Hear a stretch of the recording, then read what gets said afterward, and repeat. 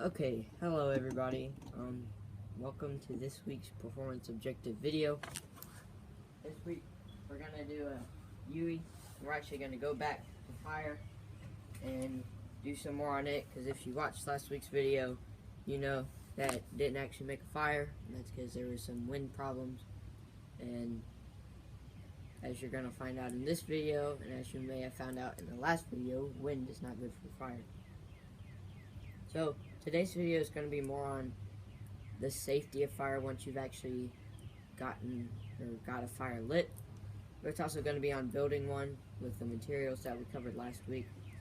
Can't guarantee that there's going to be a fire because some things are unpredictable, and if it takes too long, we may have to do a video next week on it. But hopefully we can get a fire going and you'll be able to see what goes into making a fire with materials. So you can see below that there is a fire pit, and so we're not actually going to make a fire out in the wilderness, and that's because, like I said, this week is more focused on the safety of fire and not how you make it. So I'm probably going to use matches or a lighter, not something like a flint and steel. And you're probably going to be wondering, Lipinski's, that's kind of boring and wimpy, why are we using a lighter or matches? And it's simply because of the reason that I'm more focused on what you do once the fire is made and the safety surrounding that, and that's also why we're not out in the woods. So we might do a video in the future on, less conventional fire starters or more conventional, depending on the way you look at it, like flint and steel or using a battery and steel wool, and also what's exactly related when you're doing a fire in the woods. I'll still cover that, you just won't have the visual aid.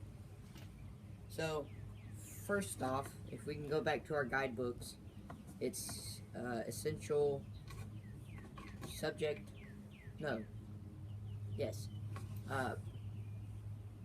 essential subject 12, I believe.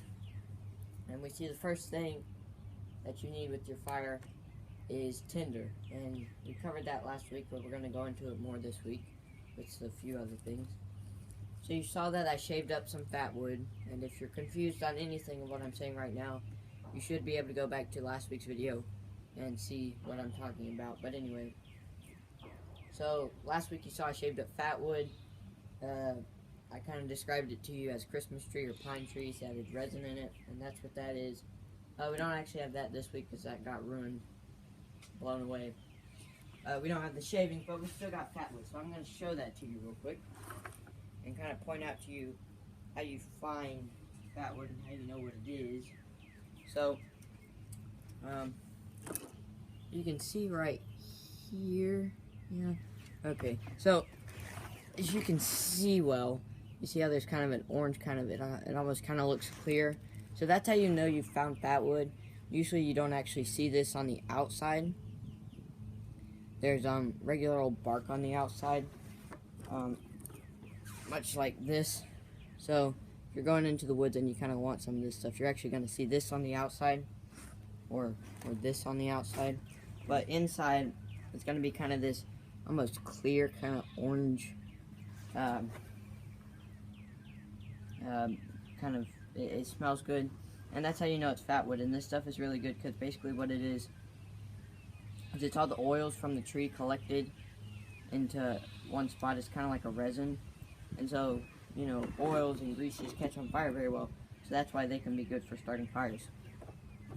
So usually what I do when I'm starting a fire is I take a few pieces of this fat wood, okay, and I'm going to show that to you real quick. There you go. And you put this underneath, so I'm going to go ahead and do that. So you'll watch right here, so you kind of, 1 second. So you get your sticks, and I told you that they need to be really small because small stuff catches on fire better. So you put your small stuff on there, and I know that's not a lot, and the proportions for this fire aren't going to be exactly perfect because we're not actually going to keep the fire long. This is just to show you safety and stuff like that. So you get that, right? And then what I do is you get a nice little pile, and then you almost make a little sandwich with your fat wood. Okay, and that's what this is. So you put some sticks down, you kind of make a sandwich. Let me show you what I mean by that. So you put some of this stuff in there. Okay. And the idea is, what you're going to do is you're going to actually light this fat wood first. And then it's going to catch the sticks on fire. So sandwich, you put down some twigs, sticks, like I talked about last week. And then you put your fat wood on. And then you put some more sticks on there. So you're kind of sandwiching in that fat wood so that it can light stuff underneath and the stuff above it. And that way you kind of get a nice all-around fire. You can also use newspaper. Okay, kind of curled up like this. I'm not going to do that this time because we're going to see if we can get it with fat wood. And so this is the best way I like to make a fire. Partly because I've got a lot of this fat wood stuff around my house. And it smells good, so I like messing with it.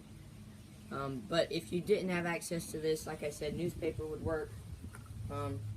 Sometimes you can bring that in your backpack if you're going out in the woods. Use toilet paper rolls. It's a nice cardboard kind of material, cardstock. You can use bark. This should be something very easy you can find in the woods. You just got to make sure it's dry.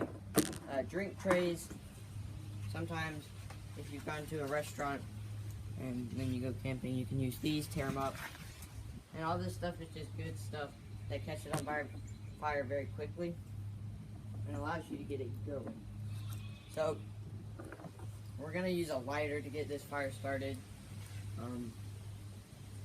And whenever you're doing something like this, keep in mind wind, like I said, keep in mind trees above, and also remember that it's not very easy to catch wet stuff on fire. So luckily all this stuff is dry. So without further ado,